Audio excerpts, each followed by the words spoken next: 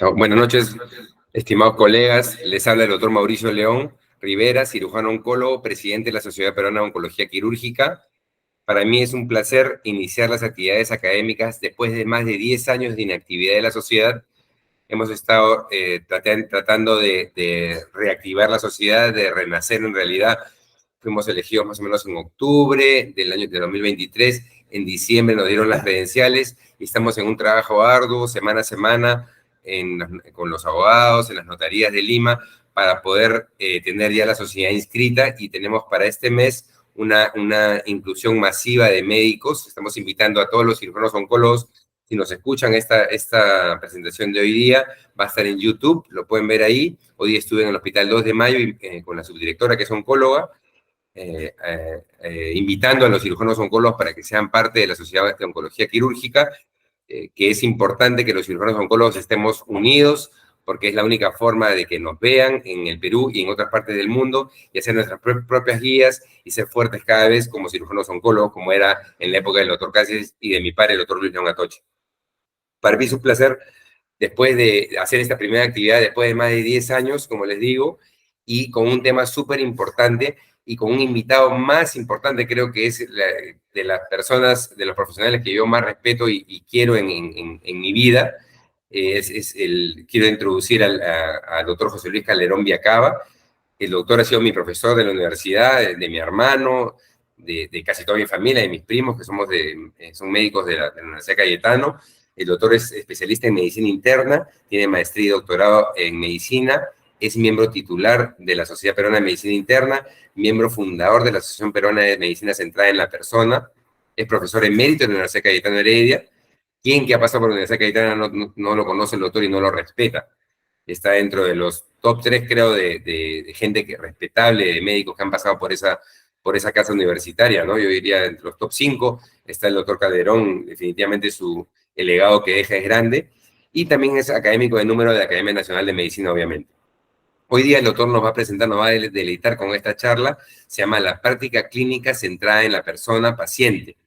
Es importantísima esta charla y queremos iniciar. El doctor no es cirujano y no es oncólogo, es médico internista, y queríamos iniciar esta charla con uno podría preguntarse, ¿por qué no la inicia un cirujano o un cirujano oncólogo? Bueno, la respuesta es no, porque es importantísimo la parte ética hoy en día, sobre todo con el doctor Calderón Viacaba, que es especialista en estos temas. Él me ha dado, me acuerdo, en la universidad, cursos sobre ética médica, y es importantísimo ahora ver cómo uno tiene que centrarse en la práctica clínica en la persona, sobre todo, más que como decíamos, ya entra la insuficiencia renal, o el paciente de la cama 504, el cáncer de vejiga, o la otra paciente que es el hipertenso. No, en realidad todos los pacientes tienen un nombre, y el doctor nos va a deleitar un poco sobre este tema. A continuación tenemos más o menos entre 30 y 40 minutos de charla, para luego un espacio de preguntas y respuestas. Gracias por su atención.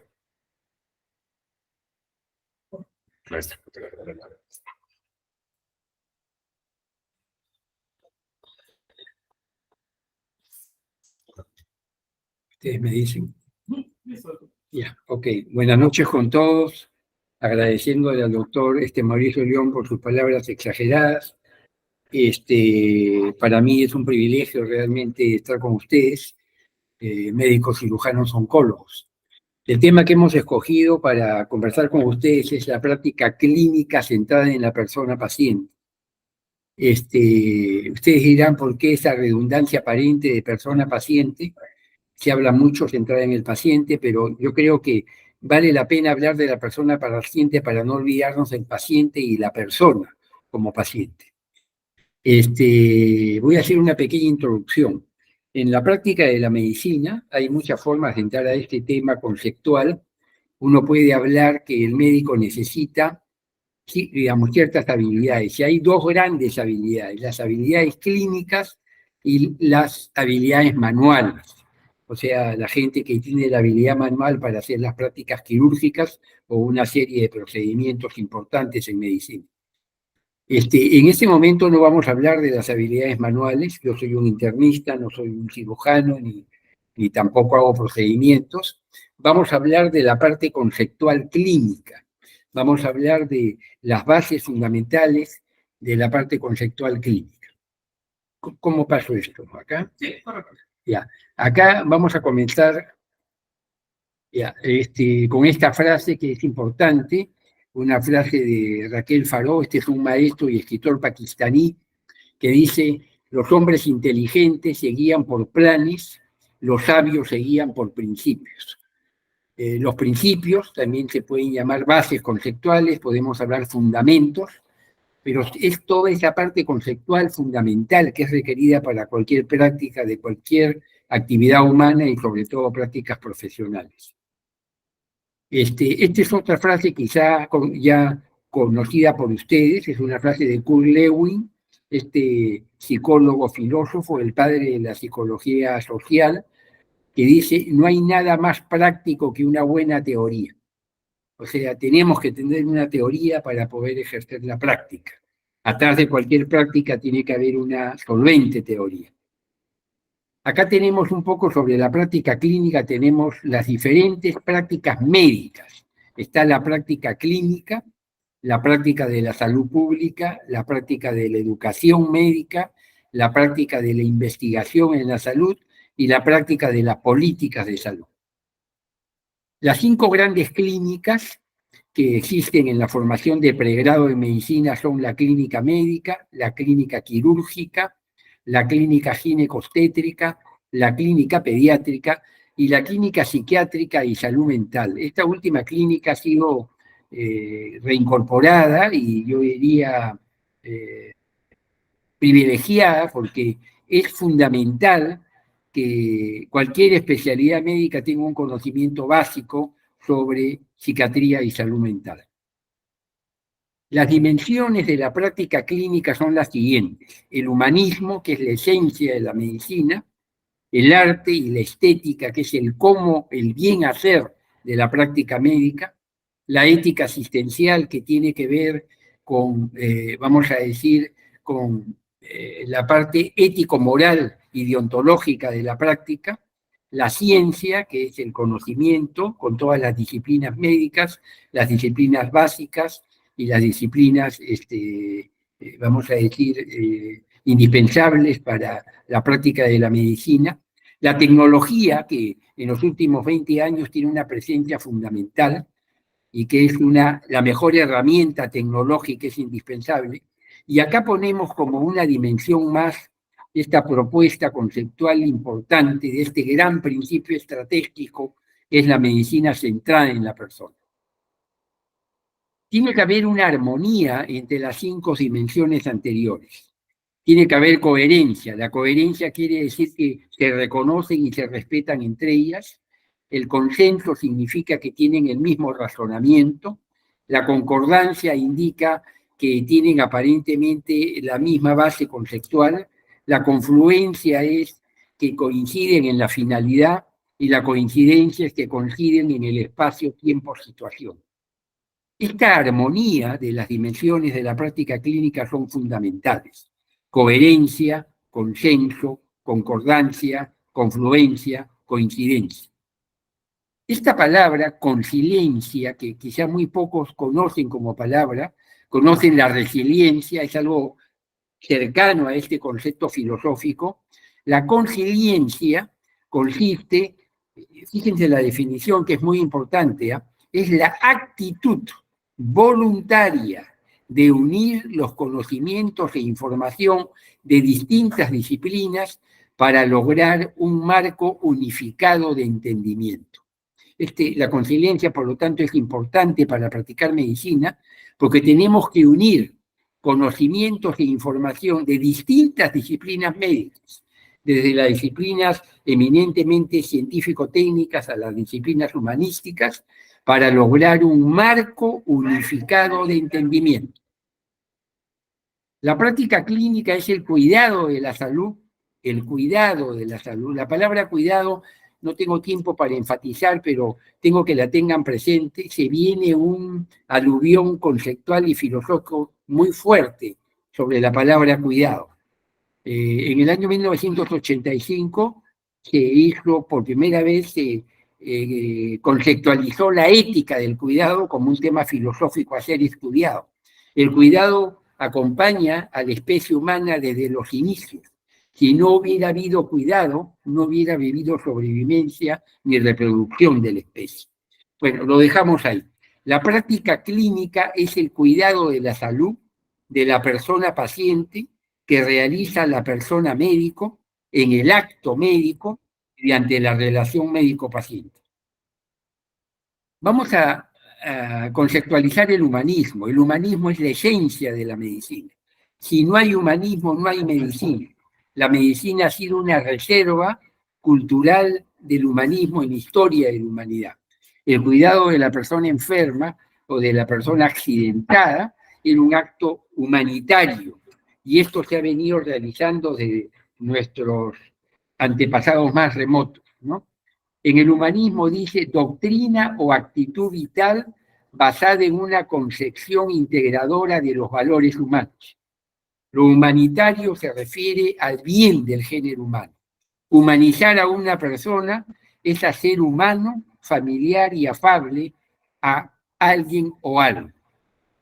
Yo quisiera que recuerden esta definición simple de humanismo que yo propongo, porque creo que es la más útil y práctica.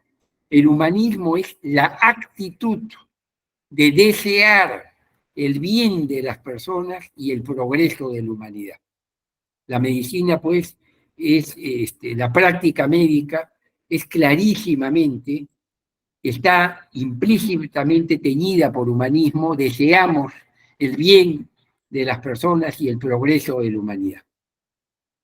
En la práctica clínica participan las siguientes variables: el profesional médico, la persona paciente, los sistemas sanitarios, las empresas sanitarias, las empresas farmacéuticas y las empresas proveedoras de equipos e instrumentos. Estas son todas las variables que están interactuando en la práctica clínica. Todos sabemos que en los sistemas sanitarios hay una, vamos a decir, una insatisfacción en el mundo por los sistemas sanitarios, no solamente entre nosotros.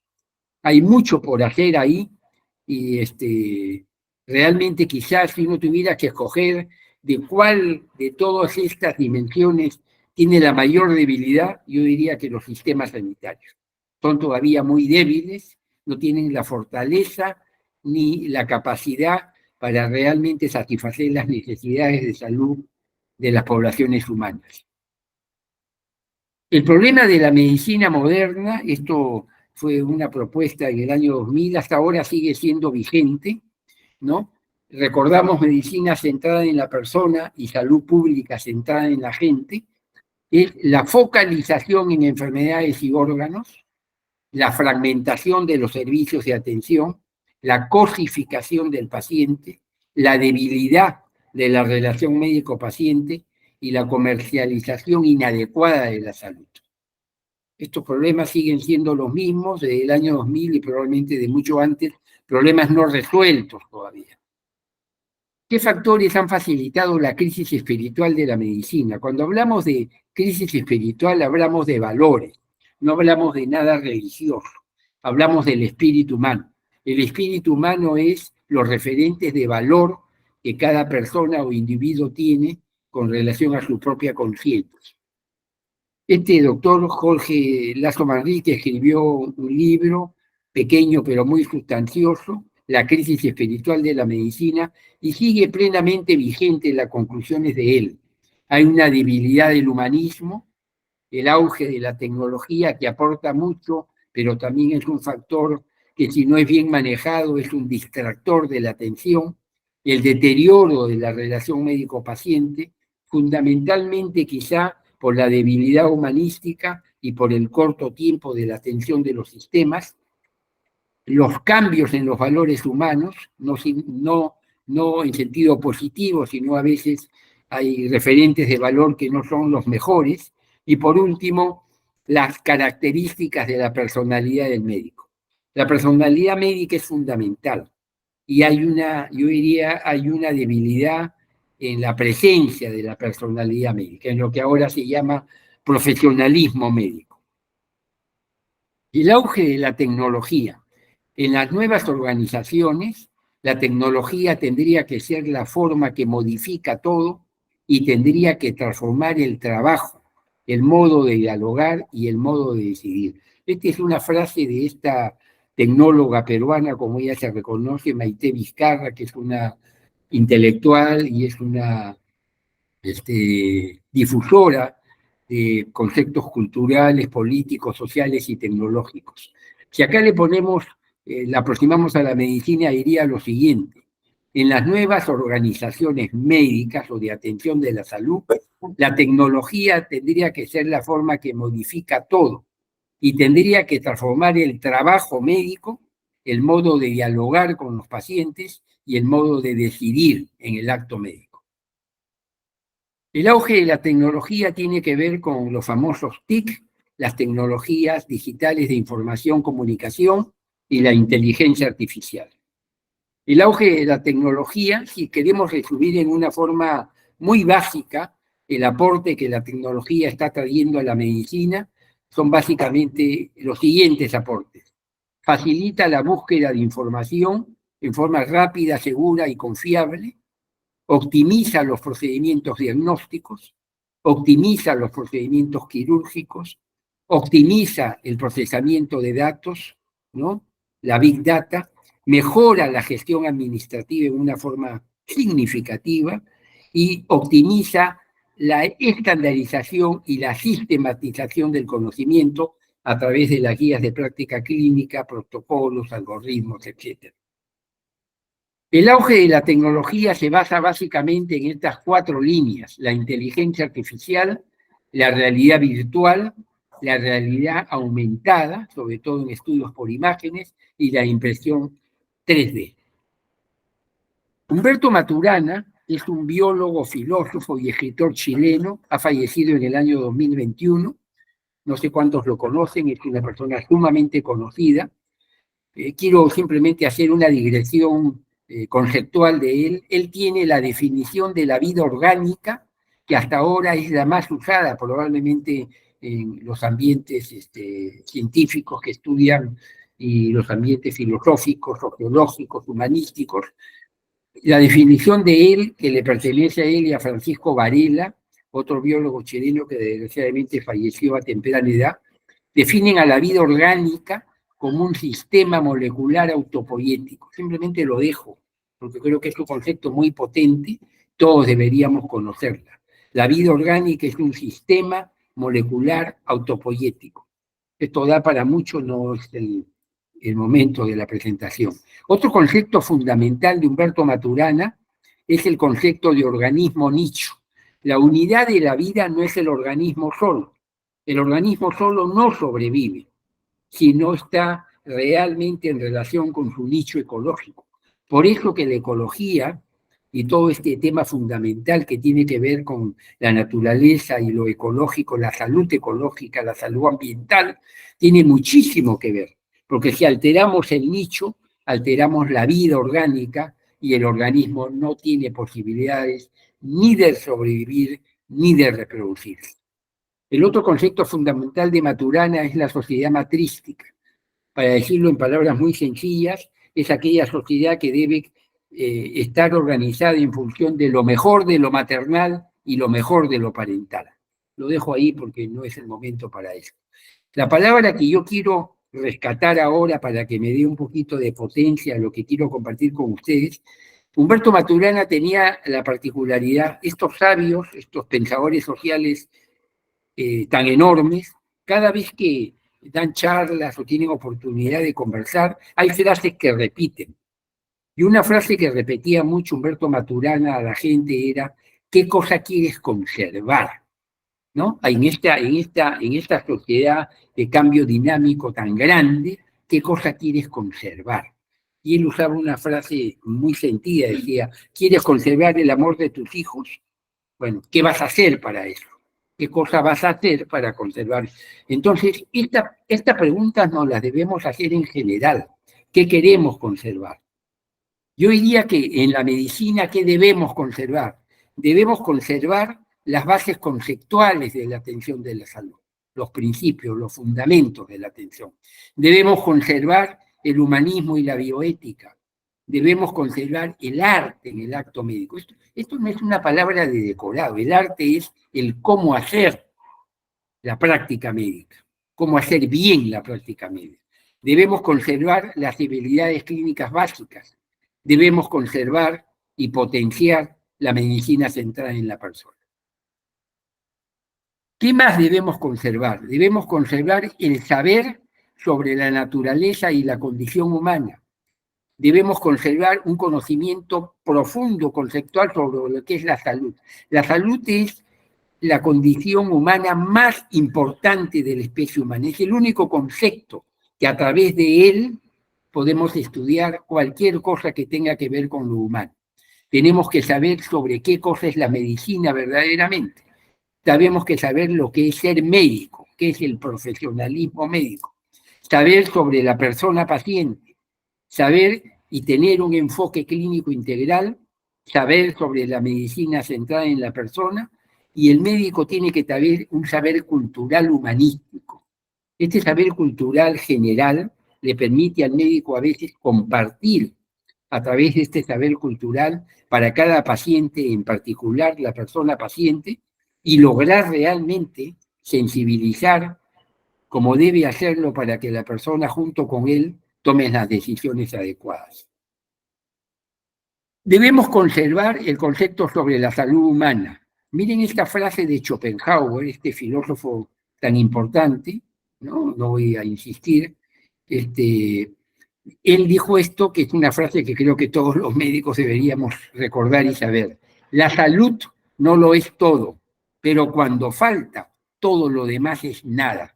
Cualquier persona que haya tenido algún momento de algún proceso de salud o enfermedad de cierta significación entiende que esta frase es 100% cierta, ¿no es cierto? Se te afecta la salud y todo lo demás es nada, ¿no? O sea, la salud se transforma en algo importante.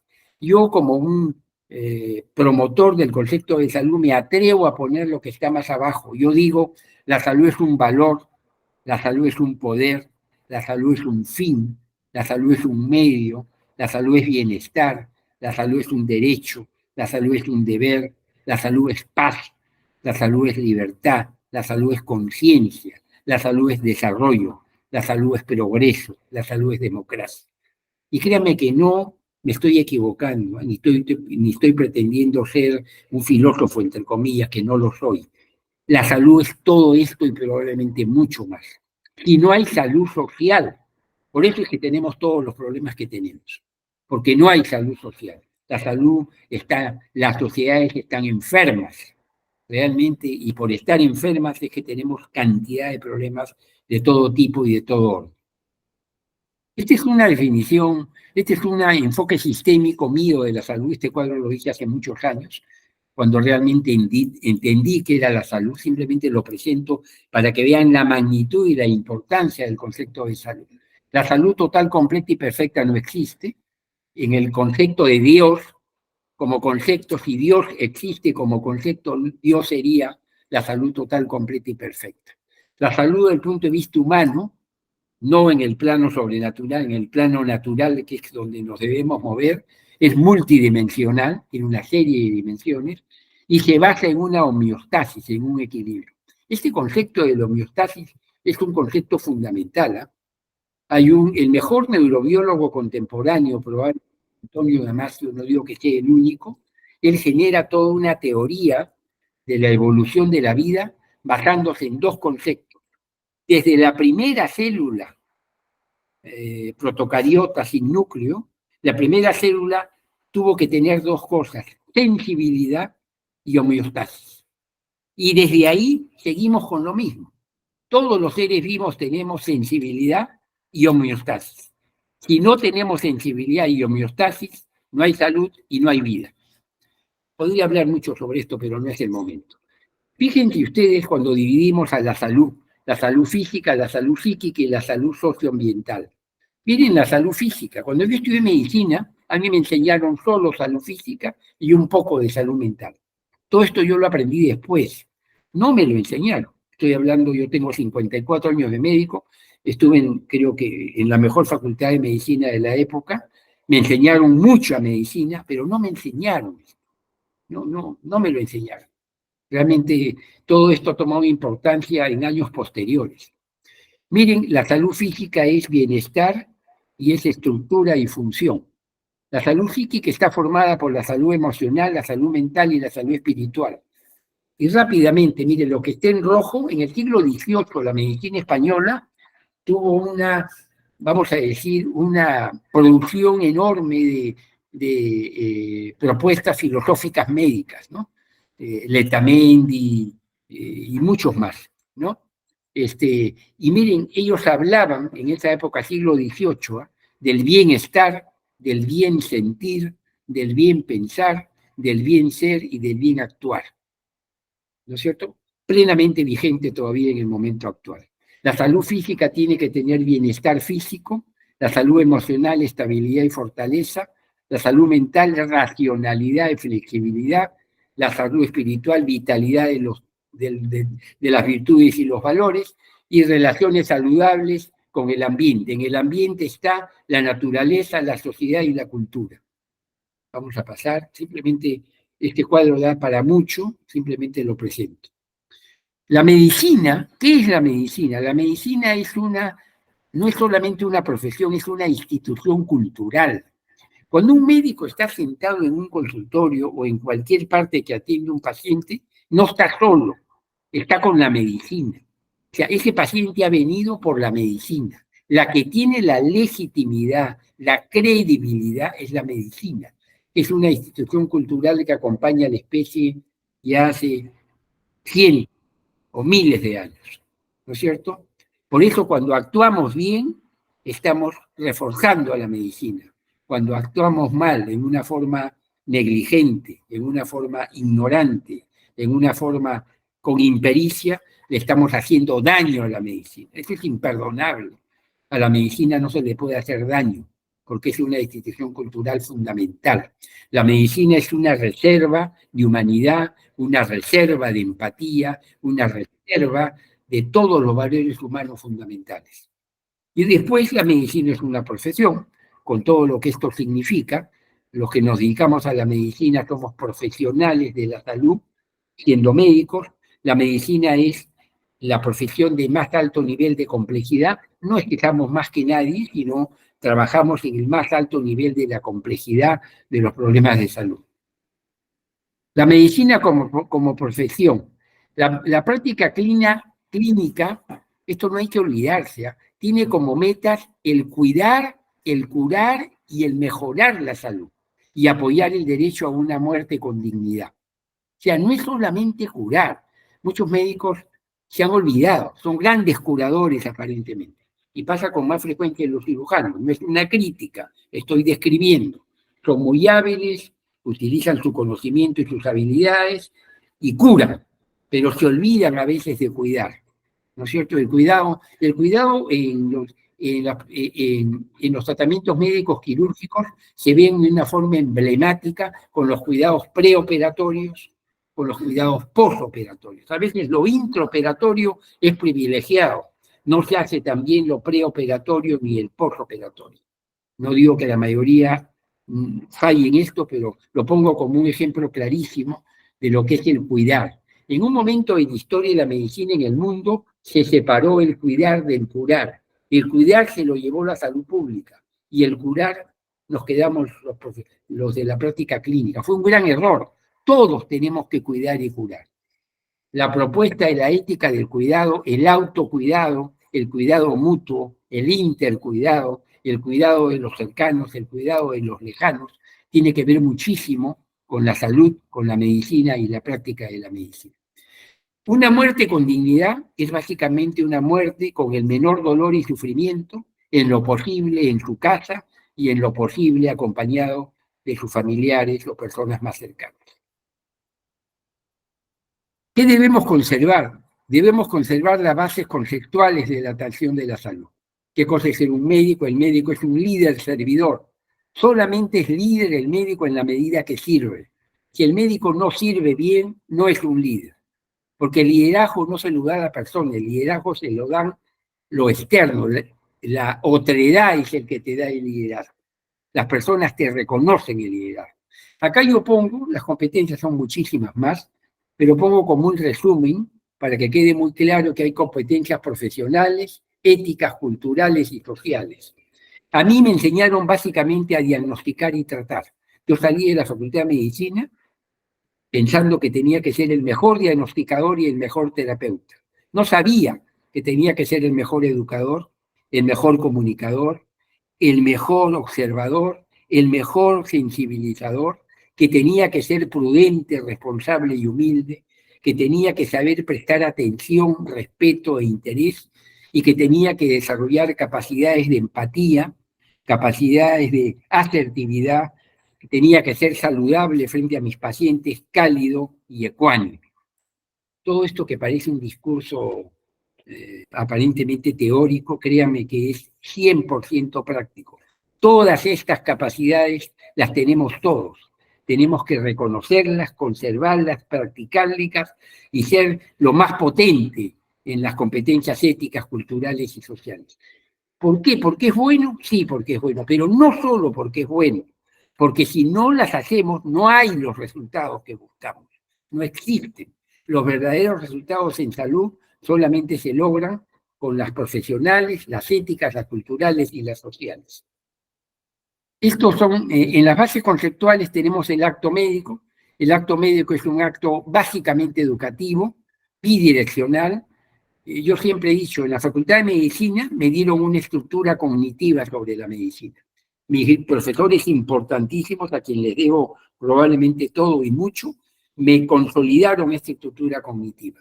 Pero la persona que me ha enseñado medicina son los pacientes. Nunca se olvide.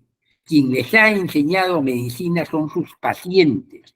Quien te han enseñado tu quehacer médico, quien te ha enseñado tus competencias profesionales, son los pacientes. Si no hubieras interactuado con los pacientes, no serías el médico que eres. Nunca te olvides de eso. Y en este proceso educativo aprendes de ellos y tú tienes que enseñarles a ellos. Nos enseñamos mutuamente. Para tener la mejor relación médico-paciente, humana y simétrica, el único que la puede hacer simétrica es el médico de igual a igual, ¿no? De igual a igual, con el mismo respeto entre el profesional médico y la persona paciente, respeto mutuo, que tiene que sentirse, tiene que realmente estar en el ambiente de la atención. Rápidamente nomás, recuerdo acá la capacidad de comunicarse, la capacidad de escuchar, la capacidad de comprender, la capacidad de respetar, la capacidad de comprometerse y la capacidad de generar confianza. Miren, hay una frase, hay un médico argentino, algunos lo pueden conocer, Florencio Escardó, un médico pediatra, que tiene 2 libros que han trascendido a él, El alma del médico y La moral del médico. Ya Florencio Escardó falleció hace muchos años, escribió El alma del médico a los 25 años de ser médico y 10 años después escribe La moral del médico, 2 libros importantísimos. Y en ese libro, que hay perlas conceptuales, hay una frase que yo no puedo dejar de mencionar. Él dice: cuando el paciente siente el compromiso anímico del médico con él, aparece la magia de la medicina. Esto créanme que no son palabras. La medicina tiene un componente mágico. Este componente, vamos a decir, que se suma entre las características del paciente, que lo hace holístico, a las características del paciente y a las características del médico positivas, se agrega las características de la relación, de la buena relación médico-paciente. Y eso hace que aparezca la magia de la medicina. Los resultados se dan, las indicaciones se cumplen, los procedimientos se hacen, las cosas salen bien. La persona paciente, vamos a hablar de la persona paciente. Se puede decir muchísimo. El paciente es un usuario o cliente, como lo quieran llamar, es una persona y es un paciente. Como usuario actualmente es más exigente, más informado, su fidelidad es menor. Antiguamente los médicos de familia, los pacientes casi, vamos a decir, se quedaban con su médico hasta el final. Esto no existe más. Si el paciente se queda con su médico es porque hay que construir una fidelidad. La fidelidad se construye. Si no, el paciente busca segundas, terceras o cuartas opiniones o segundos, terceros o cuartos médicos. Entonces es muy importante saber que el paciente exige más de nosotros, está mucho más informado, todos lo sabemos, no hay que tener ningún temor en eso, a veces incluso puede estar hasta más informado sobre una cosa infrecuente y el paciente ha leído más que uno en ese momento, no pasa absolutamente nada, el paciente tiene toda la información, no tiene experiencia, la experiencia la tenemos nosotros. El paciente que busca cuando va a una atención médica, busca, espera y desea. Yo siempre le decía a los estudiantes, te busca a ti. O sea, el paciente cuando va a una atención busca a la persona, busca al médico, quiere encontrar un médico. Cuando el paciente sale, puede ser que no lo diga, pero en su cabeza dice, ahí adentro hay un médico. A mí me ha atendido un médico. Eso es lo que busca. Espera un diagnóstico y un pronóstico y desea que le quitemos todos los malestares que pueda tener. Eso es lo que pasa desde el punto de vista de la persona paciente con relación a lo que busca, espera y desea. El paciente puede ser un enfermo, tener un problema de salud o enfermedad, puede ser un sano no saludable, no tiene enfermedad, pero realmente no vive saludablemente, puede ser un sano saludable, o tenemos que identificar los factores de riesgo para tratar de cambiarlos y para que el paciente tenga prevención y mejor pronóstico de vida. Por último, vamos a hablar rápidamente un poquito más de la persona paciente. Pacientes que requieren ayuda especial. Esto, por favor, yo lo veo a cada rato. Los médicos no se dan cuenta del paciente que requiere ayuda especial. Es el paciente que solo no puede. Tenemos que darle más tiempo, tenemos que hablar con la familia, tenemos que volver a citarlo, tenemos que ayudarlo. Solo no puede. El ejemplo clarísimo es el fármaco dependiente, ¿no es cierto? Pero no solamente es el fármaco dependiente. Puede ser un paciente simplemente con un problema de salud de mediana importancia, pero su personalidad no le permite hacerse cargo, solo él, de su problema de salud o enfermedad. El paciente escéptico, el paciente que duda de todo, hay que reconocerlo, hay que ver cómo vencemos este escepticismo. El paciente que poco o ausente conciencia de enfermedad, paciente que no tiene, hay que reconocerlo, no hay que censurarlo, no hay que criticarlo, hay que trabajar esta ausencia de enfermedad. El paciente con poco o ausente deseo de curarse. Hay gente que no tiene ese, hay que cultivar el deseo de curarse.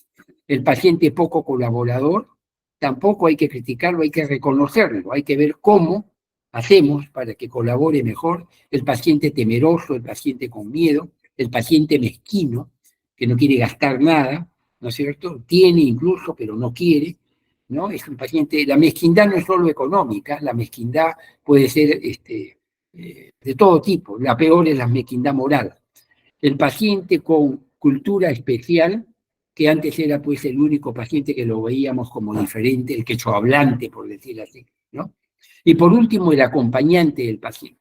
Yo he podido observar, no digo que sea a todos, pero a la mayor parte de los médicos les incomoda el acompañante, lo cual, perdónenme, pero es una estupidez mayúscula. El acompañante es un aliado del médico y hay que saber trabajar con el acompañante. Toda persona cuando viene con alguien, yo siempre le digo, lo felicito que venga. ¿Quién es su hijo, caramba? Me parece muy bien que venga su hijo, el esposo, el amigo, la hermana, la tía, la prima, cualquier persona que sea. Hay que felicitarlos, están acompañando y pueden ser fundamentales en todo lo que tengamos que hacer. Este es un señor, este es un médico, Jonathan Cassels, y esto lo he leído hace menos de 2 o 3 años. Yo hablaba, siguiendo lo que nos enseñó el doctor Honorio Delgado a todos intensamente, el proceso de salud y enfermedad como dolencia. Y yo hablaba solo de enfermedad y dolencia. La enfermedad era los síntomas y signos y el sufrimiento, y la dolencia era, vamos a decir, el malestar psicosocial que la persona tenía, voy a hacer un juego de palabras, por estar enfermo de lo que está enfermo. Bueno, este señor desmenuza un poco más. La enfermedad como afección es la enfermedad propiamente dicha, síntomas y signos. La enfermedad como dolencia es el dolor y el sufrimiento. Y la enfermedad como padecimiento es la afectación funcional, cuando afecta la funcionalidad en el amplio sentido de la palabra. O sea, nosotros tenemos que preocuparnos de la enfermedad como afección, enfermedad como dolencia y enfermedad como padecimiento. Esto es una cosa también de Cassels. Cuando lo leí me pareció genial realmente como concepto. Miren, De Dios se habla, ¿no? Que es omnipotente, omnisciente y omnipresente.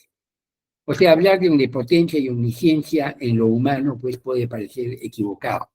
Pero aunque les parezca mentira, desde el punto de vista filosófico, todos nosotros los seres humanos, para despertarnos cada mañana y salir a pasar el día, el vivir, necesitamos de una cierta omnipotencia y de una cierta omnisciencia. Tenemos que sentir, esto no es ni siquiera muy consciente, que tenemos una potencia para vivir la vida y tenemos un conocimiento. ¿Saben qué pasa cuando uno se enferma? Uno pierde esta omnipotencia y omnisciencia mínima. La pierde. La persona se siente... Por eso es que estar enfermo en forma importante, la persona está desválida, la persona está realmente desprotegida, está completamente frágil, ha perdido la omnipotencia y la omnisciencia mínima. Y cuando digo mínima no es por chiquita, sino mínima por necesaria y suficiente. En la filosofía hay dos conceptos fundamentales, el concepto de lo necesario y el concepto de lo suficiente. Acá se aplica fundamentalmente esta mínima necesidad de omnipotencia y omnisciencia, la necesitamos. El enfermo con enfermedad significativa la pierde, sobre todo el paciente con enfermedad como el cáncer, más aún si todavía tiene que ser operado. Entonces no se olviden, están con una persona que ha perdido la omnipotencia básica y la omnisciencia mínima. Voy a decir algunas frases muy rápidas. Medicina centrada en la persona es un principio y una estrategia clínica fundamental. La medicina centrada en la persona, esta es una propuesta holística del Consejo Internacional de Medicina Centrada en la Persona, que lo reduce en estas 4 cosas. Es medicina de la persona, medicina para la persona, medicina por la persona, el profesional médico, y medicina con la persona. Si no hay medicina con, no hay medicina, no hay resultados. Acá tenemos los 4 P's, que esta es, digamos, otra conceptualización de otro grupo que habla de la medicina personalizada, la medicina predictiva, donde es tan importante, ¿no es cierto?, establecer pronósticos y posibilidades de complicaciones. La medicina preventiva es evitarlos y la medicina participativa. Si uno resume filosóficamente esto, dice, para hacer medicina predictiva, preventiva y participativa, tiene que ser personalizada. Ese es el concepto. Si no hay medicina personalizada, no puedes hacer medicina predictiva porque no conoces profundamente a la persona, menos puedes prevenir porque no conoces sus factores de riesgo y sus factores de protección, y menos si es que no trabajas con la persona en un trabajo conjunto para ese famoso concepto que todos sabemos ahora, moderno, la toma de decisiones compartidas. Los principios estratégicos de medicina centrada en la persona y de salud pública centrada en la gente son imperativos conceptuales, como el imperativo de Kant, ¿no? Los imperativos conceptuales, Kant cuando crea su imperativo conceptual, ¿no? Lo que nos dice, ustedes saben que una forma sencilla de entenderlo es, así como el método científico es indispensable para la ciencia, el imperativo conceptual ético-moral es indispensable para la moral y la ética porque es el que te dice si ese concepto puede ser universalizable. Si puede ser universalizable, entonces es un imperativo conceptual. ¿Ok? ¿Me están entendiendo? Estoy tratando de simplificar cosas un poquito complejas. Bueno, son indispensables para practicar medicina con eficacia y eficiencia y lograr los resultados. Y lo pongo con mayúscula ahí porque a final de cuentas lo que tenemos que tener es resultados. No solamente es pues que hicimos la resonancia y operaste y aparentemente no, tienes que tener los resultados esperados, los mejores resultados.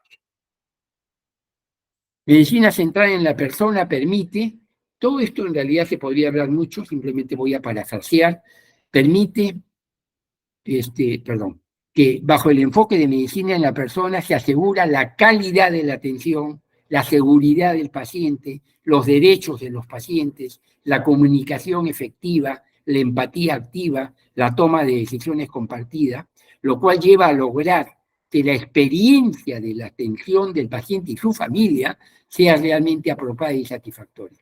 Ustedes que se enfrentan al cáncer, yo estoy seguro que muchas veces no hay buenos resultados. Pero si la persona ha sido atendida como debe ser atendida, incluso frente al aparente fracaso de la medicina y los médicos, la persona entiende, siente que ha sido bien atendida. Siente que su experiencia ha sido apropiada y satisfactoria. Se ha hecho todo lo posible. Sabe que se ha hecho todo lo posible. El problema es cuando siente que eso no ha sido así. Ok. Las habilidades clínicas básicas, otra cosa que tenemos que conservar, la historia clínica. Ahora realmente se ha perdido mucho la importancia de la historia clínica. El examen físico, más aún todavía. El juicio clínico, la capacidad comunicacional, la capacidad observacional, tenemos que observar con mucho cuidado, la capacidad de cooperar y colaborar, la capacidad de comprometerse y la capacidad de confiar y crear confianza. Yo podría hablar mucho de cada uno, no tengo el tiempo, avanzo nomás. Y termino con esto, humanismo y bioética. Acá yo estoy haciendo, perdóneme, algo quizá es un atrevimiento de mi parte, simplifico en una forma resumida algunas propuestas humanística y bioética para la práctica clínica. Yo digo, el primer requisito para ser ético en medicina es saber medicina. El ignorante, por más buena persona que sea, no es ético. O sea, no se puede permitir ignorancia en medicina. Acuérdense que la mala práctica es por ignorancia, por negligencia y por impericia, ¿no? Las tres cosas juntas, o cada una por su lado, producen la mala práctica. Entonces, el primer requisito para ser ético en medicina es saber medicina. Atender al paciente como si fuera un familiar cercano, ¿no? A veces uno quiere que a su familia lo atiendan lo mejor posible. Bueno, así tenemos que atender. No quiero exagerar como tu madre o tu padre, un familiar cercano, ¿no? Ustedes me entienden lo que quiero decir. Tener presente siempre, por encima de todo, ¿no?, el bienestar, el interés y la seguridad del paciente. Tener presente la dignidad humana como el fundamento primario. El concepto de dignidad desde el punto de vista filosófico es un concepto enorme, pues, ¿no? Lo digo en palabras muy sencillas. La dignidad es esa calidad del ser humano que lo hace respetable y valioso, que lo hace una persona que tiene valor y no tiene precio, que lo hace un fin en sí mismo y nunca un medio para cualquiera ni para nadie. Y por último, tener presente que la persona es siempre un fin en sí mismo y no un medio. El concepto de la salud como medio es un concepto fundamental. Termino con esto. Cuando utilizamos la salud como un medio de desarrollo individual y social, la salud es fundamental. Quiero terminar con una reflexión muy simple y muy profunda. Miren, la atención de la salud, hace poco ha salido una calificación sobre sistemas sanitarios en el mundo. El Perú está en el puesto 80 de 120. Estamos pues bien atrás. Por supuesto, se han analizado probablemente los sistemas públicos. No tanto, el 10% de los peruanos se atienden en medicina privada. El 10%. O sea, lo que hacemos nosotros, ¿no?, lo hacemos bien, pero tengamos muy claro, ¿no?, es el 10%.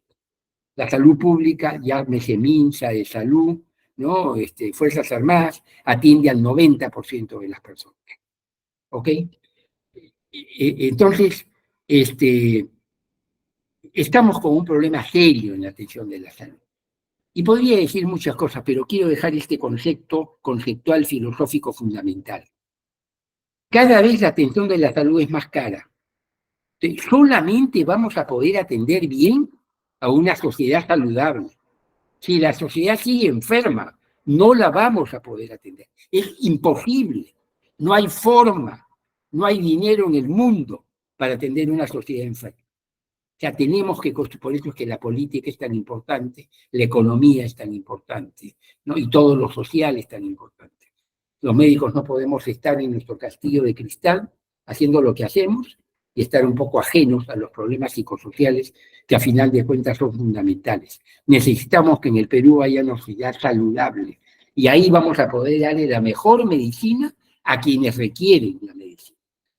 Y termino con esta frase: la salud es para todos. La medicina es solo para los que tienen problemas de salud o enfermedad. Muchas gracias. Muchas gracias, doctor Calderón, por su excelente exposición, de lujo en realidad. Estamos complacidos en la Sociedad de Oncología Quirúrgica. Usted se ha tomado el tiempo para venir hoy día en la noche, ha llegado primero que todos. Acá ni siquiera ha sido desde su casa, sino estamos en un set de la sociedad haciendo esta charla. Muchísimas gracias, doctor, de todo corazón. Y yo quería hacerle, aprovechando que estoy acá, dos preguntas. La primera pregunta es, hemos escuchado conceptos sobre la magia de la medicina, sobre la moral del médico, que es importante, qué hacemos atendiendo personas si la moral del médico está mal, y que la salud es un derecho, es una democracia y es todo en realidad, ¿no? Es como usted dijo, si falta salud, nos falta todo. Bueno, hoy día que tuve la oportunidad de ir al Hospital 2 de Mayo, maestro, fui al mediodía en relación a que es aniversario de la Sociedad del Servicio de Terapia Física, de una amiga de mi promoción, la doctora Karina Artica es la jefa ahí, necesitaban unos andadores, fuimos, les donamos, y después de 25 años, creo, yo llevé el curso de otorrinolaringología en el hospital. Hace 25 años me acuerdo que era un hospital con mucha carencia de recursos, muy, muy pobre, pero ahora que he ido yo los últimos 10 años, estoy en la parte privada. Yo trabajé mucho en el Hospital Neoplásica hace muchos años, pero ahora estoy en la parte privada. Y cuando he ido, maestro, me ha chocado el ver, yo no, hay otros hospitales que son mejores, ¿no? Como el Hospital Neoplásica, muchísimo mejor, el Hospital Baeza, pero el Hospital 2 de Mayo, primero que es el hospital más antiguo del Perú. Su inauguración fue en 1875, he leído febrero, debería ser como una reliquia, debería ser cuidado como si fuera oro, pero está en realidad, la directora la subdirectora es oncóloga, es muy buena, yo la conozco, pero en realidad, por más que uno ponga Superman y a la Mujer Maravilla, no hay muchas cosas que hacer ahí. Y dentro de ese hospital, vemos, yo vi algo, es deprimente en realidad, y lo malo que si a uno le entra el chip de la pobreza, a los pacientes les entra el chip de la pobreza, lo anormal se hace normal, porque supóngame que para ellos, yo pongo esa infraestructura en la clínica, de los pacientes me botan, al día siguiente estoy, entonces, como que se ha normalizado eso, y yo mismo que siendo médico y siendo, ni siquiera que soy un médico que ha venido de Estados Unidos, yo soy un médico que me he formado y he tenido cursos en ese hospital, y me ha chocado hoy día ver en realidad esa infraestructura y esa falta de todo en un hospital que es emblemático, debería ser el primero en el Perú, tiene más de 100 años, imagínense, no hay ninguna institución que tenga tanto.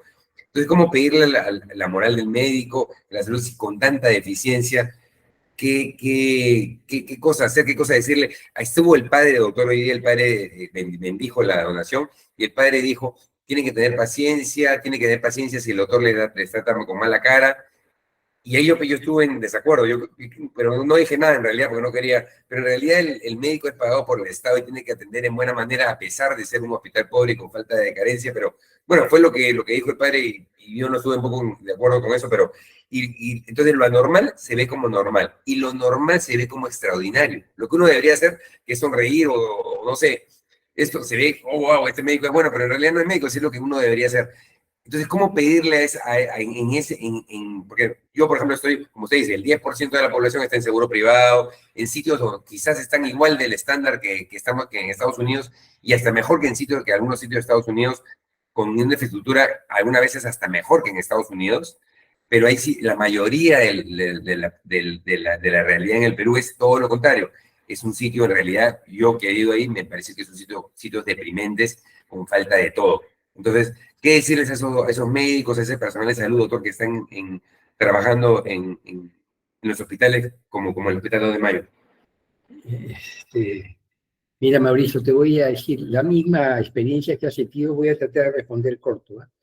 Este año, el Día de la Medicina Interna, mi hospital, el Hospital de Cayetano Heredia, después de años, me invitó a dar una conferencia a los médicos internistas y residentes. No iba hace años, desde la pandemia no iba a mi hospital. Y he tenido la misma impresión que tú. Lo voy a resumir en pocas palabras. Tuve la misma sensación de visitar mi hospital que cuando estábamos estudiando medicina, hacíamos el curso de tropicales y íbamos al hospital de Iquitos. Y veíamos hospitales de provincias de Iquitos. Esta misma sensación tuve cuando visité mi hospital. Me pareció increíble. Un deterioro, o sea, la precariedad, como tú dices, se ha normalizado la precariedad. Y mira, ¿sabes qué cosa es rescatable? Yo me comencé a pasear un poquito, siempre me gusta llegar, ser muy puntual, llego antes, quizás es impuntualidad para otros. me comencé a pasear solo un ratito, veía los grupos de práctica parados en los pasadizos, un profesor con sus alumnos, o sea, se seguía enseñando medicina como me enseñaron a mí igualito, y estoy seguro que están aprendiendo medicina, ¿no? Pero dentro de una precariedad terrible. Para hacerte la corta, yo creo que el gran problema del sistema sanitario peruano es la gestión, ya no es dinero, ya no es dinero. Dinero hay, no digo que sobre dinero, es gestión. O sea, la diferencia fundamental entre el sistema privado y el sistema público es gestión. ¿Cómo puedes esperar resultados cuando cambian al director pues cada año, cada año y medio? Por decir algo tan elemental, ¿no? Entonces, yo creo que realmente lo que tenemos que luchar es por cambiar la gestión. Y hay un ejemplo clarísimo en la seguridad social. El Hospital Barton, que queda en la Avenida Argentina, y el Hospital Carabelín, que queda en el cono norte, si tú vas, es un hospital, caramba, que parece pues una clínica privada. No quiero entrar en más detalles. Entonces, la gestión es lo que está fallando muchísimo, ¿no? Y quiero decir algo bien fuerte, a que me voy a atrever a decir. Nunca lo he dicho en público, lo he comentado. Es bien fuerte lo que voy a decir, pero tú casi lo has dicho. Yo lo voy a rematar nada más. En este país, en el sector público, no hay diagnóstico temprano. No existe. Mira lo que estoy diciendo, ¿eh? No hay diagnóstico temprano. Mira lo que estoy diciendo. Sí, sí, sí, yo estoy de acuerdo. No hay. En todo. Entonces, ¿de qué estamos hablando? ¿No? ¿De qué estamos? Cuando te dan una cita de acá a 3 meses y te piden una redundancia dentro de 8 semanas o 12, ¿qué diagnóstico? Exacto. No, y estoy contando esto como anecdótico, porque 6, 8 meses puede parecer una tontería, ¿no? No, no hay diagnóstico temprano, no existe. Y eso tiene pues una serie de implicancias que no tenemos el tiempo para tocarlas ahora. Yo creo que lo que tenemos que pelear, y espero que la nueva directiva del Colegio Médico con gente joven, que entra un grupo de gente joven, tenemos que pelear, no debemos permitir que nos obliguen a trabajar Yo he trabajado en el sector público, tú has trabajado, yo he terminado, yo he sido médico del Hospital Cayetano Heredia, ¿no? No debemos permitir que nos hagan trabajar en esas condiciones. Debemos rebelarnos. Hay una corriente en Estados Unidos que la dirige un ex Cayetano, no sé si has escuchado, probablemente sí, que trabaja en la clínica Mayo. Ahorita me voy a dar el Víctor nombre. Montori. Víctor Montori. Víctor Montori, mira, allá, con toda la medicina que tiene, están una total, en la Mayo, mira la insatisfacción. Y él habla de la revolución del paciente. Del paciente, ¿eh? Porque no tiene una medicina cuidadosa, verdadera. Esa palabra que él es parecido a lo que habla, pero él tiene esta propuesta. Yo digo, acá necesitamos una revolución de los médicos. Los médicos tenemos que hacer una Y de los pacientes, luego, ¿no? Porque bueno, pero los médicos son los que tenemos que reclamar para que... Y lo único que hay que cambiar es la gestión. Es todo lo que hay que cambiar. O sea, lo que se hace en el sector privado hay que hacerlo en el sector público. Así de simple, nada más. Así es. Perdona. Sí. ¿No? Gracias, maestro. Sí, pues, hablando de Cayetano, yo tuve la oportunidad hace un mes de ir a conocer la clínica, después de años de la clínica Cayetano. Qué bárbaro de estar bonita e implementada, maestro. Es mejor que cualquier clínica de Lima, es como tener un oasis en el cono norte. Y fui al hospital y también fue un poco deprimente estando pared con pared. Es increíble, increíble la gestión, como usted dice, la gestión de la que me quedé sorprendido, ¿qué tal es equipos? Yo te felicito, un excelente ejemplo de gestión. Una clínica chica, o sea, hablo en tamaño, no hablo en calidad, ¿no? Una clínica chica, o sea, mediana para abajo, pero con muy buena gestión, con muy buena calidad, está haciendo pues realmente lo que se debe hacer. O sea, en esa clínica hay una buena práctica médica. Exacto. Como en muchos sitios, ¿no? Exacto. ¿No?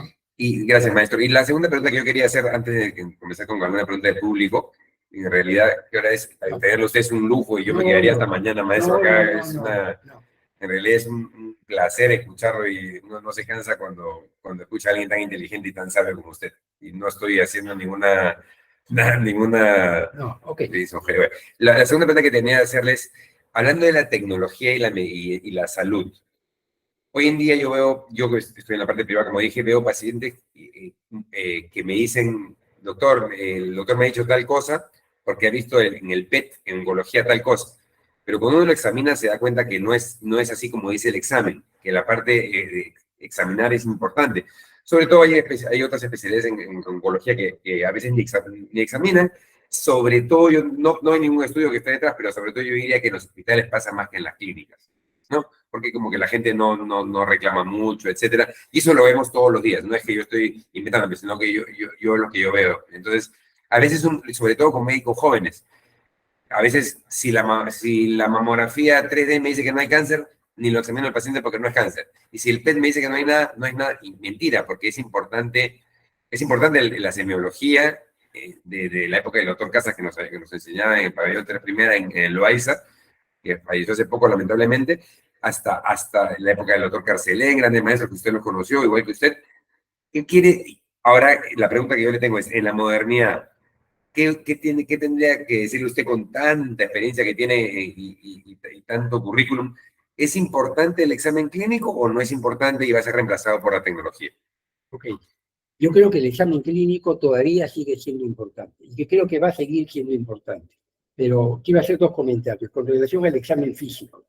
Miren, el examen físico, aparte de lo médico propiamente, que es el examen físico para recoger signos clínicos, el examen físico es el ritual de la atención de la salud. Cuando un paciente es tocado médicamente, realmente esto facilita muchísimas cosas. Así el examen físico sea completamente negativo. Mire, te voy a dar un ejemplo muy simple, ¿no? No es que me pase poco frecuente, ¿eh? No te digo que a cada rato, pero a veces veo una paciente en el consultorio, le examino delante del familiar, y antes de irse también me dice, doctor, voy a sacar cita, pero por favor quiero que me examine igualito. Igualito, doctor, no se olvide, así. Para eso vengo, ¿eh? Fíjate tú lo que me está diciendo, ¿no? O sea, la importancia de lo que él ha sentido, de ver cómo se ha examinado al familiar realmente bien, ¿no? Se le ha examinado con respeto, tocándolo adecuadamente y haciendo pues un examen físico adecuado, ¿no? O sea, hay que ser competente, hay que ser un buen semiólogo. Mira, yo te digo algo tan simple como esto. Voy a contar una anécdota tonta. Yo cuando examino a un paciente, a ver, la historia clínica y el examen físico solamente son potentes para uno cuando uno los ha personalizado. ¿Qué cosa es personalizado? Los has hecho tuyos, le has puesto tu cota. O sea, yo examino como me enseñaron a examinar, por decir de la cabeza a los pies, pero en ese camino yo le he puesto ciertas cosas mías. Yo le he puesto, yo lo he personalizado mi examen. Te voy a contar una cosa tan simple. Yo en el consultorio a todo paciente le pido que se quite los zapatos. Todo paciente le quita los zapatos y quítese en la camilla, y nunca dejo de ver la dismetría o no dismetría de los miembros inferiores. Es mucho más frecuente de lo que creemos. Nadie examina eso. ¿Está bien que es tan fácil? Agarras una regla, le pides que estire sus pies, le flexione y pones la regla. Por supuesto te das cuenta. Y con la regla te das cuenta. Pones la regla, tocas y vas a ver que tocas un talón y el otro. Estás metiendo los talones, no, doctor. Ok. Y te das cuenta, cuando es más de 10 milímetros, el paciente requiere plantilla de todas maneras. Mira, algo tan tonto es a veces causas de deformaciones de columna lumbosaca a lo largo de la vida. Nadie diagnostica dismetría, es algo tan sencillo, ¿no? Y te lo pongo como un ejemplo anecdótico de todas las cosas que uno puede encontrar en el examen. Mira, voy a dar dos ejemplos de personalización de la historia del examen físico. Yo creo que cualquier médico que haya pasado por la situación de COVID, yo antes mi historia clínica, yo comienzo con los datos de filiación, ¿de acuerdo? Ok. Y lo primero que pregunto ahora es si ha tenido COVID o no ha tenido COVID. La primera pregunta, ¿ha tenido o no ha tenido? ¿Cuándo tuvo? ¿Fue leve, moderado? ¿Y cuántas vacunas se ha aplicado? Primer dato. Y el segundo dato, que antes era el primero, hace años lo puse, pero que son pocos de que lo hacen, yo no arranco una historia clínica después de los datos de filiación sin preguntarle al paciente si está tomando medicamentos y qué está tomando. ¿Qué toma? ¿Hace cuánto tiempo que los toma? Ese dato es indispensable. A veces tú ya estás escuchando y ya estás pensando que eso puede ser por el medicamento que sabes que está tomando ahora. que lo está tomando hace un año, el otro hace 6 meses, el otro hace 4 meses. O sea, la medicación al inicio de la historia clínica es fundamental. Hace años que lo vivo enseñando, no sé si todo el mundo me han hecho caso o no me han hecho. Y después que he tomado la afiliación, sé si ha tenido COVID y no ha tenido COVID, y cuántas vacunas tiene, y tengo la medicación actual, recién le digo, bueno, señora o señor, ¿qué quiere usted consultar conmigo? ¿Por qué usted viene a la consulta? Comencemos, lo estoy escuchando, comenzamos a escuchar. Pero mira, ¿eso qué es? Yo personalizo, yo hago mi historia clínica más eficaz, eficiente y efectiva. Eso es lo que hago. La efectividad es eficacia y eficiencia en la vida real. Hago mi historia clínica realmente efectiva. Igual es el examen físico. Mira, hace poco yo siempre examino las orejas. Las dos orejas, siempre, como todo el cuerpo. Nunca había encontrado nada. Hace como 6 meses encontré un tumorcito acá. Había un bultito. Era un cáncer. Claro, sí iba a dar cuenta cuando crecía. No, pero lo pesqué yo lo pesqué temprano. ¿Por qué? Porque yo examino las orejas. Y podría dar más ejemplos. Termino con este ejemplo tan simple, para que vean la importancia del examen físico. Cuando yo examino a un paciente, voy de la cabeza a los pies, hay un momento en que voy a cruzar el diafragma, ¿no es cierto? Voy a pasar al abdomen. Ya acabé con la parte de la cabeza, el cuello y el tórax, la espalda ya. Voy a cruzar. Antes de cruzar el diafragma, esto me enseñaba hace años y lo sigo haciendo, yo me pregunto 2 cosas. ¿Tengo que buscar flapping?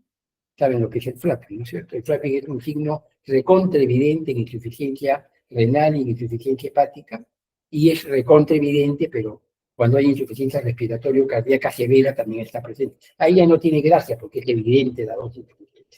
Pero en la renal y en la hepática puede ser que se te está pasando y el flapping te da la voz de alerta. Y la otra cosa que tiene que ver con cáncer, sensibilidad ósea.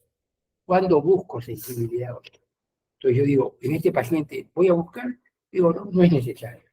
No, acá sí vale la pena, voy a buscar. Entonces me voy al esternón y busco sensibilidad ósea con cuidado. Y si tiene algo, bueno, es una sensibilidad ósea positiva. Ustedes dirán, ¿es un signo de enfermedad avanzada? Sí, probablemente. Sí, probablemente sí. Pero ¿saben qué? Lo estoy poniendo como un ejemplo de la eficacia y el significado del examen físico. Con esto me quedo callado. Excelente. Tenemos varias preguntas, a ver, vamos a ir rapidito por cuestión de tiempo. La doctora Estefi González pregunta, ¿cuáles son sus consejos para los médicos jóvenes para mantener una buena atención, aunque el sistema de salud es un caos? Miren, en la formación de los médicos, y te voy a decir cuál fue mi cota, en Cayetano yo ya soy un emérito de Cayetano, en Cayetano nos retiramos a los 70 años, este año cumplo 79 años, ¿ok? Ya me retiré hace 9 años. Pero hace 25 años, cuando me di cuenta de todo esto, yo creé un curso de Cayetano que se llama Fundamentos Humanos y Sociales de la Ocupación Profesional. Ahora se llama Humanismo en Medicina. Yo propongo algo. Fue un terrible error bajar la carrera de 8 a 7 años. Un error terrible. En mi facultad yo me opuse. Por supuesto perdí. Fue el único que creo que me opuse. Un error terrible. Porque una carrera tan compleja, llena de nuevos conocimientos, bajar el tiempo de la enseñanza. Bueno, lo bajaron. Okay. ¿Qué cosa quiero decir con esto? Yo estoy proponiendo regresar a los 8 años. No sé si parece utópico esto. Vamos a suponer que se pudiera. Yo propongo que de este año, un semestre vaya a reforzar a las clínicas que están débiles. Tienen más que 2 años las clínicas ahora. Por lo menos en Cayetano hay 2 años de práctica preprofesional. Que a las clínicas propiamente dichas, 2 añitos. ¿Okay? Yo propongo un tercer año, un semestre para ver. Y el otro semestre propongo lo siguiente. En la mañana humanismo, en el amplio sentido de la palabra, y en la tarde habilidades digitales. Para que en el mismo momento el estudiante, su cerebro, esté creando referentes de valor para habilidades digitales que son indispensables, por supuesto, pero junto con humanismo y filosofía, ética, bioética, todo este rollo. Tienes que sensibilizar. Si el médico no tiene valores, no le puedes pedir cosas que tengan que ver con valores. Si los valores, una vez más, no es un decorado, no es pues la crema de la torta, es el queque, es el bizcocho. Ese es el humanismo, es la esencia de la medicina. Si no hay humanismo, no hay medicina. Y voy a decir una frase que quizá ya me has escuchado, y ya que estoy medio verborreico ahorita, yo digo, la mayor parte de los médicos en el mundo, no en el Perú, hacen trabajo médico, no hacen medicina. Una cosa es trabajo médico, que a veces lo hacen tan bien que parece medicina. Por ejemplo, un cirujano que opera perfecto, eso es trabajo médico. Porque aparte de esto que operó bien, tiene que hacer muchas cosas más. Ese paciente que lo ha operado, ese paciente tiene que salir con una evaluación de su salud completa y tiene que salir con todo un plan de salud para mejorar su salud. No solamente la operación que le he hecho, porque la operación es solo trabajo médico, no es medicina. ¿Ok? El trabajo médico tiene que ser más, algo más, que es cuidar en el amplio sentido de la palabra, para que sea medicina. Yo no puedo desperdiciar la oportunidad de tener una persona paciente frente a mí. O sea, es ahora o nunca para mejorar su salud. Para que no solamente no esté enfermo, sea mejor persona, mejor padre, mejor esposo, mejor ciudadano. Eso es lo que tenemos que hacer. Gracias, maestro. Una pregunta de Piura, del doctor Martín Otoya, también cirujano oncólogo. Él pregunta, ¿la medicina mercantilizada es un concepto que se está normalizando? ¿Es compatible con la medicina centrada en la persona? Okay. Mira, todo tiene, vamos, en la vida hay costo, precio y valor. Todo tiene esa famosa frase economista que es, ¿no? No hay lonche gratis, ¿no es cierto? Es una frase conocida en toda la economía. Todo cuesta, o sea, la atención de la salud cuesta y tiene que tener un costo y el médico es un profesional de la salud. Practicar medicina es un medio de vida y realmente tiene que haber remuneración, sea pública o privada, la mejor posible, ¿ok? O sea, el médico no es un sacerdote, el médico no es un apóstol, podría tener rasgos de apóstol de la medicina para cierta, pero no es un apóstol en el sentido primario, digamos. Entonces, no es incompatible, ¿no? Que el médico, el profesional de la salud, en este caso el médico, tenga una remuneración digna, sea en el sector público o el sector privado, ¿no? No es incompatible, simplemente tiene que ser justa, ¿no es cierto? Claro, ustedes dirán, ¿qué cosa es justo? Realmente sí se puede plantear una propuesta de justicia en la remuneración económica, sin ninguna duda. En este momento uno de los grandes problemas es los sueldos bajos. Entonces el médico dice, para lo que me pagan, ¿no es cierto? Yo con lo que hago es más que suficiente. Yo termino con esta cosa. ¿Ustedes permitirían, si tienen un papá enfermo, con una enfermedad grave, internado, que le pase visita cada día un médico diferente? ¿Ustedes permitirían eso? ¿Ah? Me parece que nadie. Bueno, esto es lo que pasa en la seguridad social todos los días. Pasan, visita a un médico diferente todos los días. Oye, ¿cómo puede ser eso? ¿Por qué? Porque el médico hizo 36 horas de guardia, más las horas de consulta, más unas horas de piso, y ahí hizo 76 horas. Se cumple 76 horas. O sea, el sistema está creado por cosas perversas. No está creado en función centrado en la persona paciente. No. Está centrado en una serie de otras cosas administrativas equivocadas. Y así se hacen los sistemas. Hay que cambiar la centralidad. Tenemos que hacer un sistema de salud centrado en la persona paciente y en la persona médico o profesional de la salud. No solamente los médicos, psicólogas, enfermeras y tantas cosas. ¿No? Ok. Gracias, maestro. Bueno, por cuestión de tiempo, me está diciendo que tenemos que cortar. Tenemos el agrado de tener a otro José Luis Calderón Viacaba, el otro Pepe Lucho Calderón, lo conocemos en Cayetano así.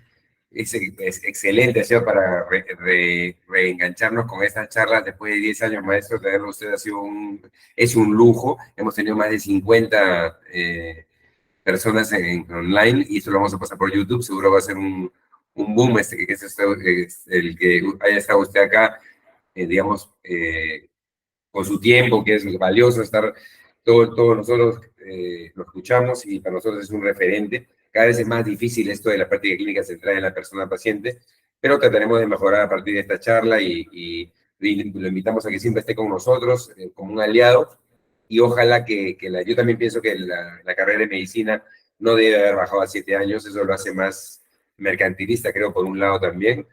Y lo peor que la segunda causa de muerte en el Perú es el cáncer, y han quitado el puesto de oncología. Cuando estudié en Cayetano, estudié 8 años, y el cuarto año o quinto año me enseñaban oncología, que eran varios meses. Mi padre era mi profesor, uno de los profesores, y fue un curso muy bonito, y ahora no hay. Entonces, ¿cómo el médico puede salir de la universidad y sin que le hayan dicho nada de cáncer? ¿Cómo no por ser médico vas a ver oncología si no le enseñan? Yo también estoy de acuerdo que debería ser 8 años, y bueno, y si hay menos gente, no importa, se hará con menos personas, pero salen mejor preparados. Gracias, maestro, nuevamente de la sociedad, y es un placer estar con usted hoy Gracias día. a usted, gracias a usted. Gracias. Okay. Que tengan buenas noches.